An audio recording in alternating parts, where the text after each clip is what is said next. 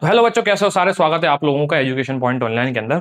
पिछले लेक्चर में मैंने आपको बताया था कि भैया डेटा रिप्रेजेंटेशन के बारे में, नंबर्स कैरेक्टर्स को कैसे रिप्रेजेंट करते हैं। बेसिकली पूरे सिलेबस में हम नंबर्स और कैरेक्टर्स के बारे में बात करेंगे। एक और चीज है जिसके बारे में एग्जाम में क्वेश्चन आ जाता है, ठीक है। आगे ज्यादा बात नहीं होगी उन चीजों की, पर एग्जाम में क्वेश्चन जरूर आता है अगर इस चैप्टर से क्वेश्चन आता है। वो है एरर डिटेक्शन कोड्स के बारे में, ठीक है भाई। तो एरर डिटेक्शन कोड्स को हम आज बहुत ही सरल तरीके से सीखने वाले हैं। और चूंकि ये क्वेश्चन एग्जाम में आता है तो आपको कुछ नहीं करना है, आपको थोड़ा सा फोकस करके आज की चीजों को समझना है। और जैसे मैंने बताया ना वैसे ही एग्जाम में क्वेश्चन आता है, ठीक है भाई। ठीक है भाई, चलो भाई तो स्टार्ट करते हैं आज के इस वीडियो को।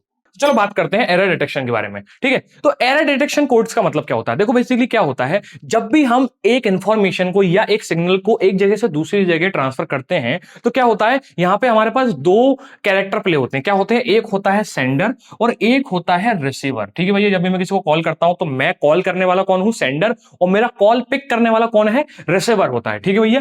ठीक है, ठीक है। और क्या होता है, इन दोनों के बीच में एक कम्युनिकेशन होता है, किसका? सेंडर और रिसीवर के थ्रू। लेकिन क्या होता है, जब भी सेंडर और रिसीवर के बीच में होने वाले कम्युनिकेशन के बीच में अगर कोई इंटरप्शन आता है, कोई डिस्टरबेंस आता है, तो उस डिस्टरबेंस और इंटरप्शन को कम्युनिकेशन की लैंग्वेज में बोला जाता है नॉइस। क्या बोला जाता है? नॉइस बोला जाता है। जैसे मैंने अभी आपसे मैं बात कर रहा हूं और अगर पीछे से बैकग्राउंड से आपको कुछ ठोकने की आवाज या गाड़ियों की आवाज या बेसिकली कुछ भी छोटा मोटा डिस्टरबेंस आता है तो मैं आप लोग क्या बोलोगे? यार डिस्टरबेंस हो रहा है, यार नॉइस आ रही है। अब सर आपके है ना आसपास से ना नॉइस बहुत आ रही है, तो उसको नॉइस बोला जाता है, ठीक है भाई। ठीक है भाई। अब क्या होता है भैया, होता यह है कि हम जब भी सेंडर से कुछ भी पास करते हैं या कुछ भी इंफॉर्मेशन पास करते हैं, अब मान लो मैं आपको बोल रहा हूं कि कोई गाना गा के सुना रहा हूं, आप उस गाने को सुन रहे हो। अब उस गाने के अंदर कोई एरर आएगा, ठीक है। मान लो आपको कुछ सुनने में, गाने में कुछ एरर लग रहा है, मतलब आपको लग रहा है कि यार आवाज कट कट के आ रही है, ठीक है। तो सेंडर के थ्रू अगर रिसीवर के पास कुछ जाएगा, उसके बीच में अगर एरर आएगी तो कैसे पता चलेगा कि यार उसके अंदर एरर है? कैसे पता चलेगा? रिसीवर के अंदर ये चीज कैसे पता चलेगी कि उसके अंदर एरर है, ठीक है। अब देखो इतनी सारी लैंग्वेज होती है, इतने सारे तरह के डेटा होते हैं, उसके अंदर तो हम नहीं बता सकते। लेकिन बाइनरी के अंदर जब भी कोई डेटा ट्रांसफर होता है तो उसके अंदर बहुत आसानी से ये चीज बताई जा सकती है। क्यों? क्योंकि बाइनरी के अंदर ले दे के दो ही कैरेक्टर होते हैं। क्या होता है? 0 या 1। अब इसके अंदर कोई डिफेक्ट होगा तो या तो 0 की जगह 1 आया होगा या 1 की जगह 0 आया होगा। यही तो हुआ होगा। अगर मान लो मैं कोई इंफॉर्मेशन भेजता हूं जो 0 1 0 1 होने वाली है, पर वो गलती से आपके पास 0 1 1 0 आ जाती है। क्या आ जाती है? 0 1 1 0। तो हुआ क्या है, ये तो 0 था, यहां भी 0 था, ठीक है। यहां तो 1 था, यहां भी 1 था, पर यहां क्या हुआ, यहां पर डिजिट क्या है, इंटरचेंज हो गई। 1 का 0 हो गया और 0 का 1 हो गया, ठीक है भाई। इतनी बात समझ में आई? तो भैया यही तो है बेसिकली। यहां पर अगर कुछ गड़बड़ होगी तो गड़बड़ क्या होगी, या तो 0 का 1 हो जाएगा या 1 का 0 हो जाएगा। यही तो गड़बड़ होगी, ठीक है। तो मान लो मेरे यहां से कोई सिग्नल गया जिसका सिग्नल कहता था कि 0 1 1 0 1, ये सिग्नल गया और वहां जाकर रिसीवर के पास क्या पहुंचा, 0 1 1 1 1 पहुंच गया। तो क्या होगा, ये बीच वाला जो 0 है वो कहीं ना कहीं डिस्टर्ब होके 1 हो गया। क्या हो गया? 1 हो गया। तो ये क्या करना है, हमको ये डिटेक्ट करना है कि क्या सेंडर ने जो भेजा था क्या वही रिसीवर के पास रिसीव हुआ है, ठीक है। ये सिर्फ हमको डिटेक्ट करना है। क्या करना है? सिर्फ ये पता लगाना है कि हुआ है कि नहीं हुआ। होगा उसके बाद की प्रोसेस तो बाद की बात है, अभी सिर्फ पता लगाना है, ठीक है भाई। तो पता लगाने के लिए, ये चीज पता लगाने के पास हमारे पास 3 मेथड होते हैं। उन मेथड को हम अभी पढ़ने वाले हैं। तब तक आप इसको क्या करो, इसको आप नोट कर लो। एक काम करो, इसको भी बने रहने दो ताकि आप इस डायग्राम को बना लोगे, ठीक है। ठीक है, इसको बना लो, आप इसको लिख लो और बना लो, ठीक है भाई। ठीक है, ये भी आपकी बात यहां पर लिखी हुई है कि बेसिकली क्या होता है, कम्युनिकेशन के बीच में जो डिस्टरबेंस आ जाता है, उसको डिटेक्ट करना होता है। क्या होता है? डिटेक्ट करना होता है, ठीक है भाई। ठीक है, फॉल्ट को, नॉइस को, इंटरफेरेंस को और फॉल्ट को, ये सबको डिटेक्ट करना होता है, ठीक है भाई। ठीक है, ठीक है। तो ज्यादातर जो डेटा हमारा ट्रांसफर होता है वो इंटरनेट के थ्रू होता है, और इंटरनेट पे आप जानते हो मेलवेयर्स होते हैं, हैकर्स होते हैं, वो कहीं ना कहीं किसी ना किसी डेटा को डिस्टर्ब कर देते हैं या छेड़ देते हैं, ठीक है भाई। तो वो छेड़ा हुआ डेटा है या फिर वो खराब डेटा है, ये पता लगाना बेसिकली एरर डिटेक्शन कहलाता है। आप इसको नोट कर लोगे तो आपको थोड़ा सा एग्जाम में लिखने को सही लगेगा, ठीक है भाई। ठीक है, अब मैं इसको काम करता हूं, आगे बढ़ा देता हूं, मिटा तो रहा ही नहीं हूं मैं इसको, ठीक है। ठीक है, ये 3 तरीके हैं बेसिकली। चौथा तरीका एरर करेक्शन का तरीका होता है, डिटेक्शन का नहीं। ये चौथा तरीका करेक्शन का तरीका होता है, जिसे हेमिंग कोड कहते हैं। ये करेक्शन के लिए काम आता है, लेकिन डिटेक्शन के लिए ये तीन तरीके काम होते हैं। एक होती है पैरिटी बिट्स, एक होता है चेकसम और एक होता है सीआरसी, जिसे साइक्लिक रिडंडेंसी कोड कहते हैं। साइक्लिक रिडंडेंसी कोड कहा जाता है सीआरसी को। ठीक है भाई, ठीक है, ठीक है। आपके सिलेबस में ये तीन आ जाते हैं और बेसिकली बहुत सिंपल होते हैं तीनों तरीके। थोड़ा सा डिफिकल्ट आपको सीआरसी पड़ेगा, बाकी बहुत वाइडली यूज कम्युनिकेशन के अंदर सीआरसी ही होता है। ठीक है भाई, एफिशिएंट भी होता है। ठीक है, ठीक है। पैरिटी बिट्स को हम सबसे पहले पढ़ना शुरू करते हैं। ठीक है भाई, ठीक है। बात करते हैं पैरिटी बिट्स की। पैरिटी बिट्स बेसिकली दो तरीके से डिटेक्ट करती है। कैसे भैया? एक होता है पैरिटी इवन और एक होता है पैरिटी ऑड। ठीक है, एक एक करके हम इस चीज को समझते हैं। पैरिटी इवन और पैरिटी ऑड क्या होता है, बेसिकली हम इस चीज को समझते हैं। बेसिकली पैरिटी बिट जो होता है वो सिंगल बिट के एरर को डिटेक्ट करती है। क्या करती है? सिंगल बिट के एरर को डिटेक्ट करती है। इसका मतलब क्या होता है अभी हम देख लेते हैं। ठीक है भाई, ठीक है। मान लो मैं एक सीक्वेंस ऑफ स्ट्रिंग को या कैरेक्टर्स को ट्रांसफर करना चाहता हूं। कहां से? सेंडर से रिसीवर की तरफ एक सीक्वेंस ऑफ स्ट्रिंग को ट्रांसफर करने वाला हूं। ठीक है भाई, चलो क्या है मेरा भैया? सीक्वेंस 0 1 1 0 1 1 मेरा ये होने वाला है। कहां पर? सेंडर साइड से ये चीज जाने वाली है।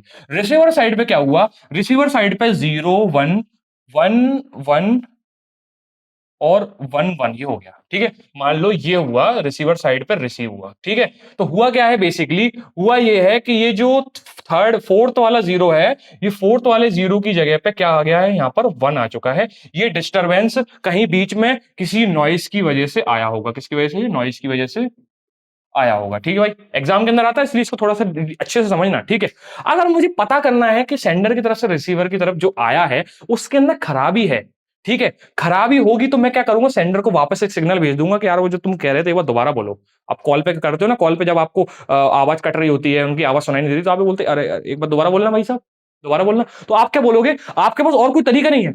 अगर आपको डिटेक्ट हो जाता है कि गड़बड़ है तो आपको सेंडर को दोबारा बोलना पड़ेगा, यार वो जो तुमने बोला था एक बार दोबारा बोलो। ठीक है भाई, पार्डन बोलना पड़ेगा, बेसिकली दोबारा बोलो। ठीक है, तो वो दोबारा बोल देगा। दोबारा भी कोई गड़बड़ आती है तो आप बोलोगे एक बार दोबारा बोलो।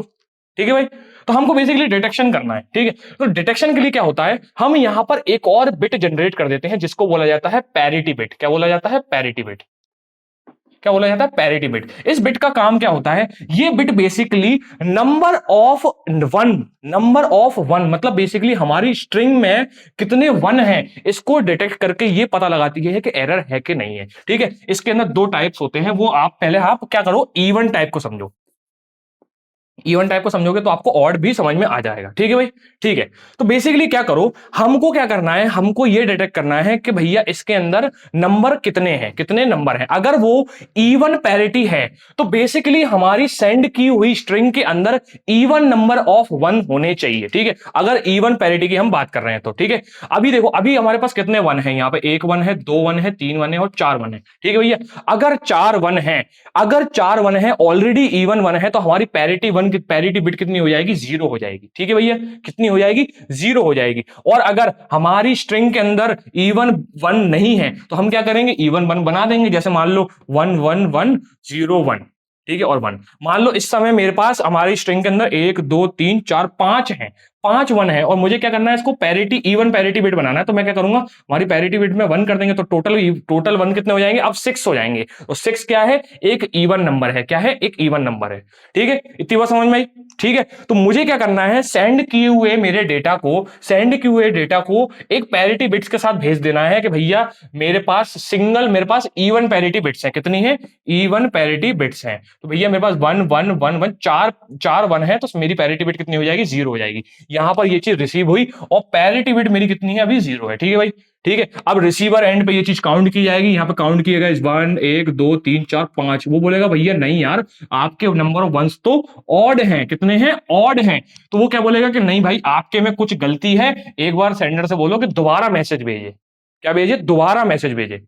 समझ गए मेरी बात? ठीक है, अगर पैरिटी बिट इवन होंगी तो भैया हम इसको ऐसे ऐसे मतलब 0 भेज देंगे। अगर ऑड होंगी तो 1 भेज देंगे, या फिर ये बोल सकते हो आपके इवन पैरिटी बिट बनाकर भेज देंगे। ठीक है। ऐसे ही इसका जस्ट उल्टा ऑड में होता है। क्या होता है? ऑड में होता है। बेसिकली क्या होता है, हम ये चेक करते हैं कि क्या हमारी बेसिकली भेजी हुई स्ट्रिंग के अंदर ऑड नंबर ऑफ वन है कि नहीं है। ठीक है भैया। अगर मैं आप इसकी बात करूं ऑड पैरिटी बिट्स की, तो ऑड पैरिटी बिट्स में क्या होगा, मैं काउंट करूंगा क्या मेरी स्ट्रिंग के अंदर ऑड नंबर ऑफ वंस है क्या। काउंट करेंगे 1 2 3 4, नहीं भैया इवन है। इवन है तो एक काम करो, इवन है तो एक काम करो, इसको ऑड बना दो। क्या कर दो? ऑड बना दो। मैं क्या करूंगा, इसको ऑड बना दूंगा। मैं बोलूंगा नहीं अब ये क्या होंगे, ऑड हो गए। ठीक है भैया। अब यहाँ पे ट्रांसफर होगा तो पैरिटी बिट कितनी हो जाएगी, यहाँ पर पैरिटी बिट 1 हो जाएगी। कितनी हो जाएगी पैरिटी बिट यहाँ? 1 हो जाएगी। ठीक है, 1 हो जाएगी। अब यहाँ पे चेक किया जाएगा क्या भैया, क्या हुआ है, 1 2 3 4 5 और 6, टोटल कितनी हो गई बिट्स, यहाँ पर नंबर ऑफ वंस कितने हो गए, 6 हो गए। 6 हो गए तो ये बोलेगा कि नहीं यार भेजा तो आपने कितना था, ऑड था, पर आया तो हमारे पास इवन। तो ये बोलेगा कि नहीं भैया कुछ तो गड़बड़ है, कुछ तो घपला है। और कितना घपला है? सिंगल बिट का घपला है। सिंगल बिट का, देखो पैरिटी बिट जो होता है वो सिंगल बिट का जो घपला होता है उसको पकड़ लेती है। ठीक है भैया। अगर यहां से पैरिटी, और हाँ इसका एक लौता लिमिटेशन हो गया ये कि अगर कोई ने पैरिटी बिट ही छेड़ दी तो फिर क्या करोगे, मान लो यहां पर आपने भेजा तो 1 था और यहां रिसीव गलती से पैरिटी बिट में 0 हो गया, तो आप ये डिटेक्ट ही नहीं कर पाओगे कि कोई गड़बड़ थी कि नहीं कर दी। और इसका पहला लिमिटेशन तो हो गया कि अगर हमने पैरिटी बिट को ही अगर फॉल्ट बता दिया, अगर पैरिटी बिट ही फॉल्ट हो गई तो भैया हम बता ही नहीं पाएंगे गड़बड़ है कि नहीं है। दूसरी गड़बड़ क्या है भैया, अगर मैं एक से ज्यादा, मतलब मोर देन वन, अगर मोर देन वन,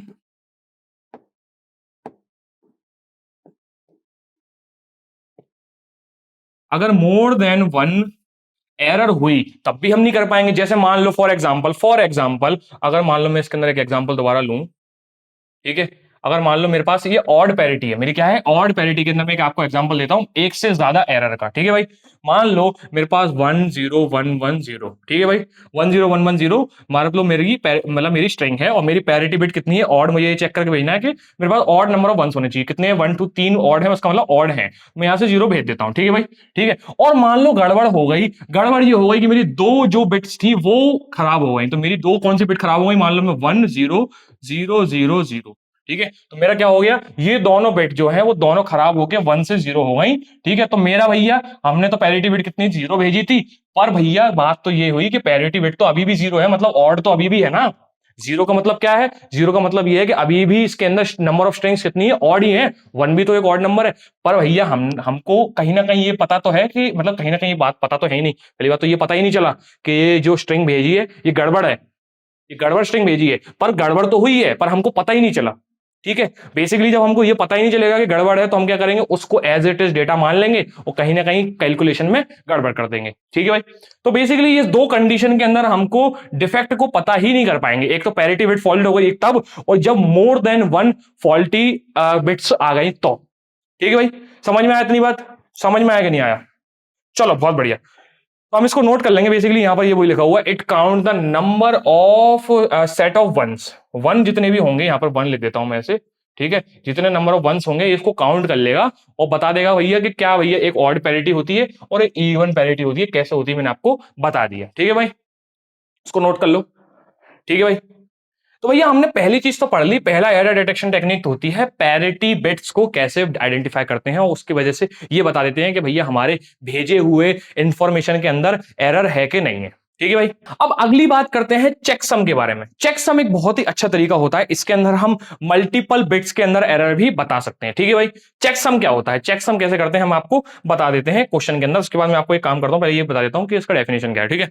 ठीक है। ये बेसिकली वैल्यू के बेसिस पे कैलकुलेशन करने के बाद ये बता देता है कि एरर है कि नहीं है। ठीक है।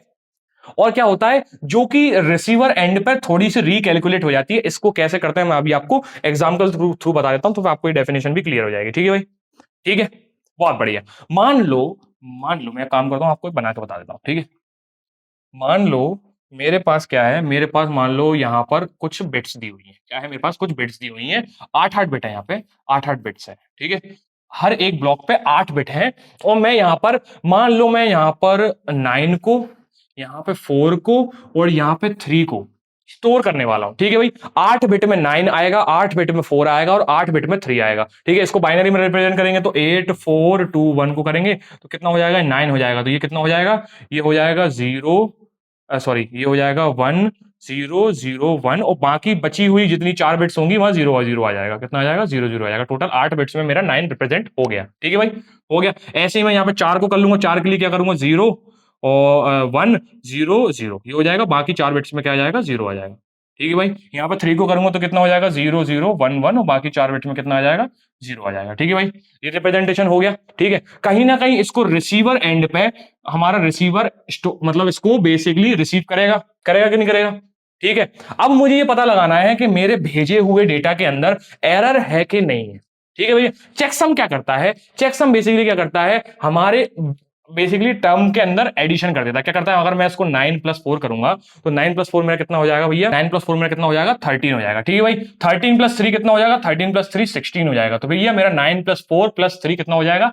16 हो जाएगा। ठीक है भाई, तो फिर क्या होगा? जब मेरे सेंडर एंड से इस चीज को जाएगा तो फिर मैं क्या करूंगा? मैं एक और बिट बनाऊंगा और वहां पर बेसिकली 16 को स्टोर करके भेजूंगा। क्या करूंगा? 16 को स्टोर करके भेजूंगा, और ना ही 16 स्टोर, मैं -16 को स्टोर करके भेजूंगा। अब क्यों करूंगा ये तो अभी मैं आपको बताने वाला हूं। ठीक है भाई, -16 को स्टोर करने वाला हूं। ठीक है भाई, इतनी बात समझ में आई? तो मैं क्या करूंगा? बेसिकली अपने बिट के अंदर अपने नंबर्स को डालूंगा और एक बिट के अंदर, कोई सी एक बिट के अंदर -16 का डेटा सेंडर के साइड से भेजूंगा। ठीक है भाई, अब रिसीवर एंड पे क्या होगा?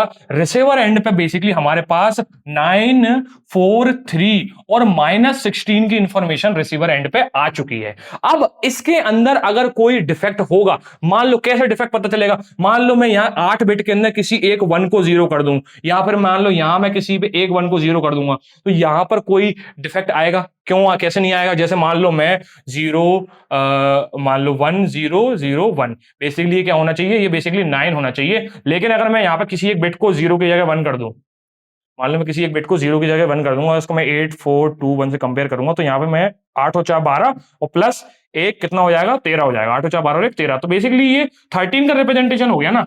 13 का रिप्रेजेंटेशन होगा तो मतलब सेंडर एंड पे, रिसीवर एंड पे 9 की जगह मेरे को 13 रिसीव होगा।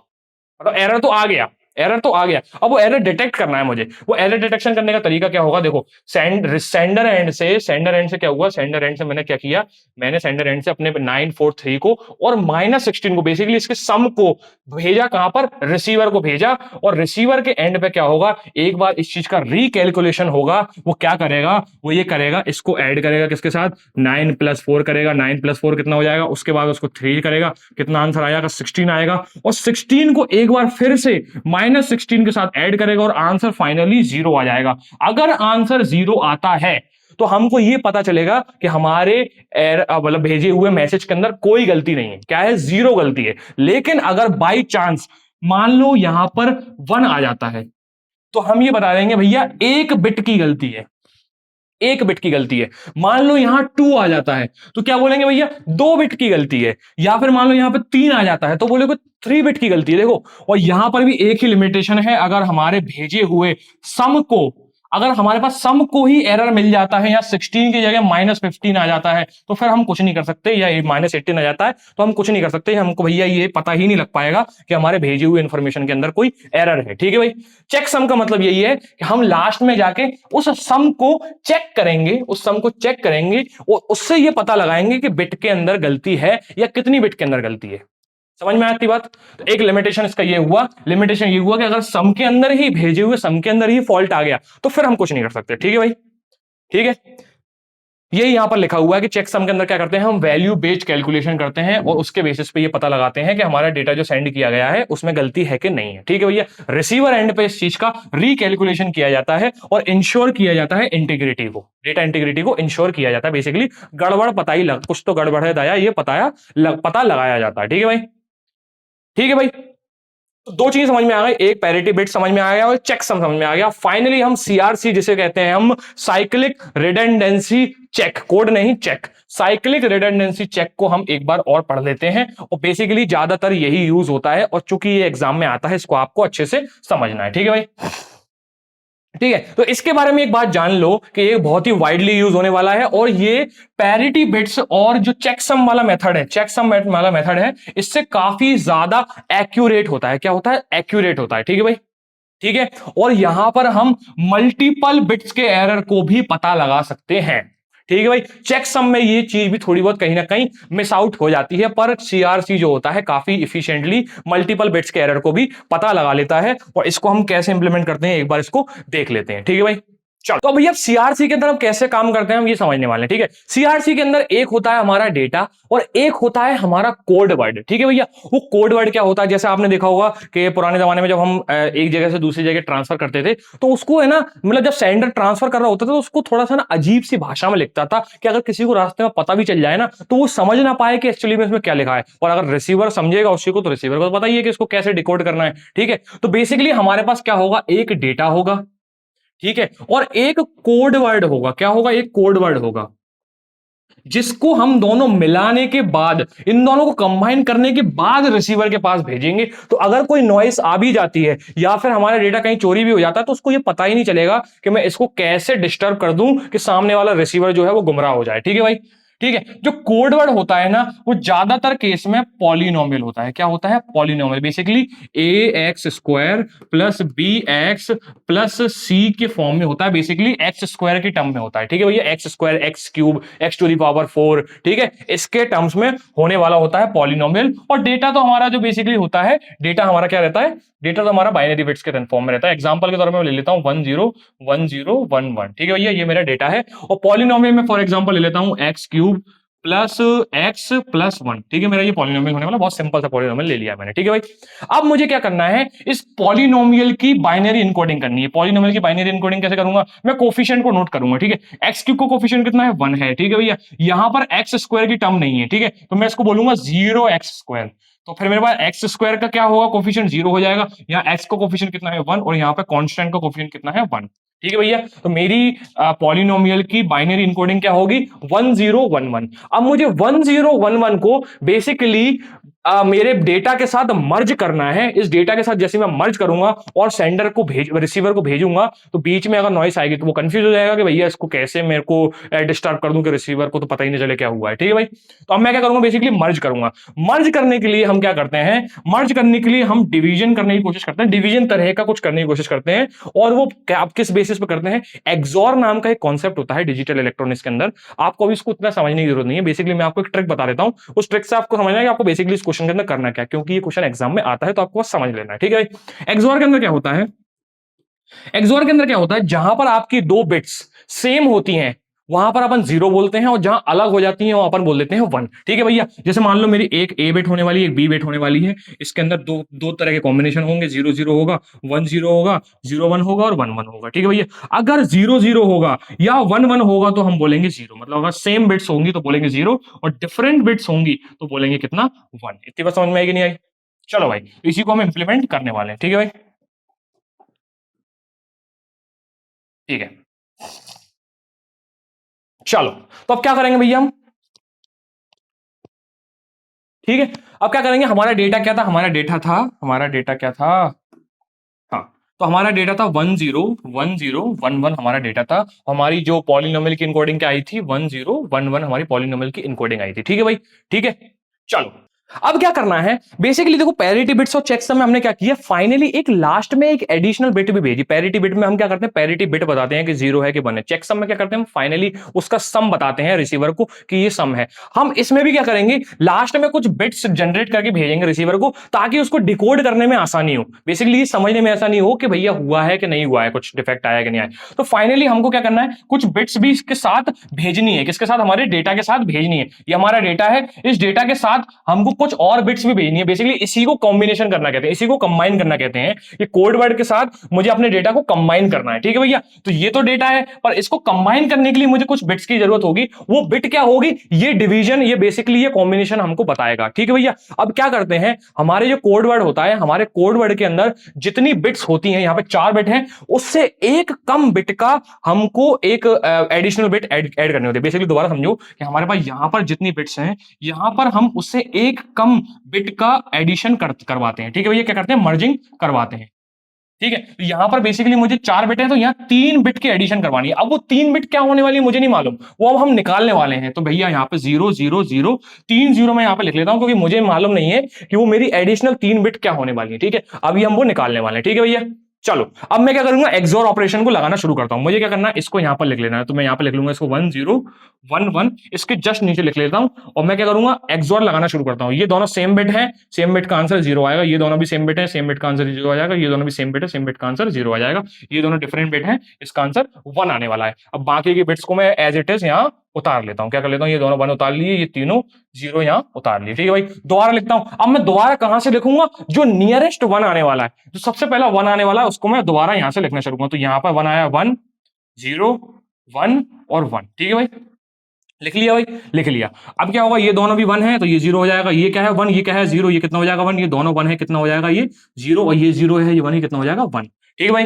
अब क्या करूंगा, मैं बची हुई 2 बिट्स को यहाँ पे लिख लूंगा, ठीक है भाई, लिख लिया। दोबारा क्या करना, अब मैं काम करता हूँ, इसको यहाँ शिफ्ट कर लेता हूँ ताकि आपको थोड़ा समझ में आए। क्या है ये 1 0 1 0 0, ठीक है भाई। यहाँ पर मैं अपना दोबारा बिट्स लिखूंगा तो कितना हो जाएगा 1 0 1 1, ठीक है भाई। इसको लिखूंगा तो ये क्या हो जाएगा, ये दोनों ये हो जाएंगे 0, ये भी 0, ये भी 0, ये 1 और ये 0 हो जाएगा, ठीक है भाई, समझ में आया। अब फर्दर ये चीज इवेल्युएट नहीं हो पाएगी क्योंकि अब नंबर ऑफ बिट्स यहाँ पर 4 है, यहाँ पर कम बचे हैं 2। तो अब क्या होगा, लास्ट की 3 बिट जो यहां बची, लास्ट की 3 बिट जो यहां बची, देखो ये हमको रोकना कहां पर है, वहां पर रोकना है जहां पर अब बची हुई बिट जो है वो कम हो और यहां हमारा डिवाइजर जो है वो ज्यादा हो, ठीक है भाई।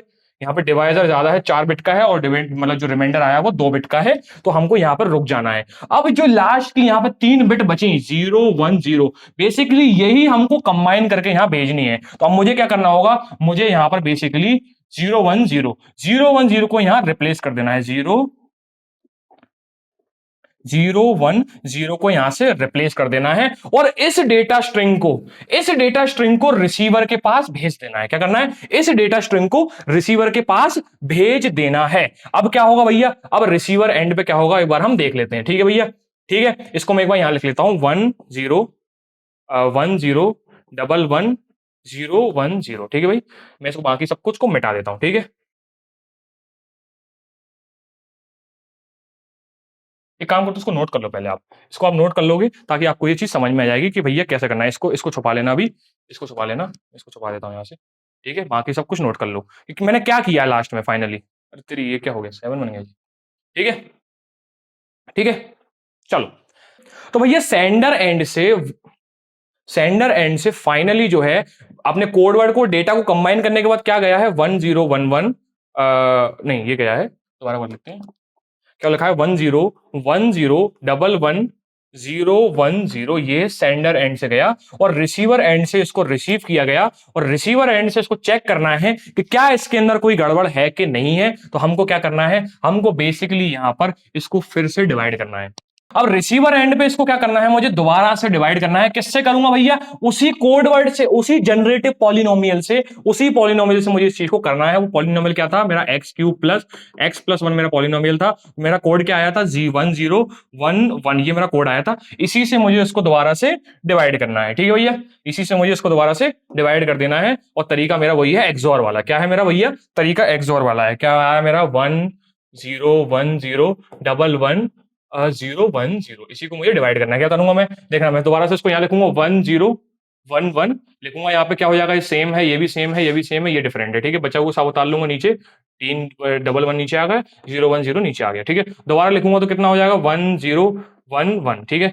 उसके बाद करेंगे भैया, ये कितना हो जाएगा 0, ये कितना हो जाएगा 1, ये कितना हो जाएगा 0, ये कितना हो जाएगा 1, ठीक है। बचा हुआ दोबारा नीचे उतार लिया, ये आ जाएगा। फिर दोबारा करूंगा इसको 1 0 1 1, ठीक है। उसको दोबारा करेंगे, ये कितना हो जाएगा 0, ये कितना हो जाएगा 0, ये भी कितना हो जाएगा 0, ये लास्ट वाले 0, ये लास्ट वाले 0, तो टोटल 0 आ गया है। टोटल 0 आने का मतलब ये है कि सेंडर ने जो मैसेज मुझे भेजा था उसके अंदर कोई गड़बड़ नहीं है। लेकिन अगर यहां पर 1 आ जाता या फिर 1 1 आ जाता या फिर एक और कोई ना कोई बिट आ जाती तो मैं ये बता सकता था यहाँ पे कि यहाँ पे 3 बिट की डिफरेंस है या फिर 3 बिट की गड़बड़ सेंडर से रिसीवर के आने के बीच में हुई है, या फिर अगर 2 बार 1 आ जाता तो मैं बोलता हूं 2 बिट की गड़बड़ है, ठीक है भाई। इतनी बात समझ में आई। इसे बोलते हैं सीआरसी, इसे बोलते हैं साइक्लिक रिडंडेंसी चेक, जो भैया आपके एग्जाम में आ जाता है, एरर डिटेक्शन के अंदर ये क्वेश्चन एग्जाम के अंदर आता है, ठीक है भैया, ठीक है भाई। इसके अंदर कोई गड़बड़ है, आपको बेसिकली पीछे जाना है और इस प्रोसेस को एक बार अपनी कॉपी के अंदर दोबारा परफॉर्म करके देखना है, क्योंकि मेरे करने से, डिवीजन करने से आपको नहीं आएगा, ठीक है। आपको अपने आप एक बार करके देखना पड़ेगा क्योंकि ये क्वेश्चन एग्जाम में आता है, ठीक है भाई, ठीक है भाई। तो चलो एक काम करते हैं भैया, अब आगे बढ़ेंगे अगले लेक्चर्स की तरफ। तो इस लेक्चर के लिए सिर्फ इतना ही, मिलते हैं नेक्स्ट लेक्चर के अंदर, तब तक के लिए सीताराम।